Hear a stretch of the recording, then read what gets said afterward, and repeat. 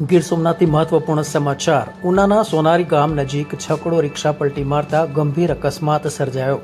કેસરિયાથી સોનારી જઈ રહેલી છકડો રિક્ષા અકસ્માતનો ભોગ બની. ચાલકે સ્ટીયરિંગ પરનો કાબુ ગુમાવતા રસ્તા પર પલટી મારી. અકસ્માતમાં 3 લોકો ગંભીર રીતે ઇજાગ્રસ્ત. 108 એમ્બ્યુલન્સ દ્વારા ઇજાગ્રસ્તોને ઉના સિવિલ હોસ્પિટલ ખસેડાયા.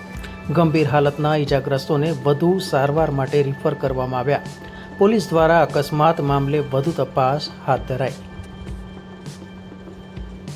Voice of Una, Hussain બાદરકા.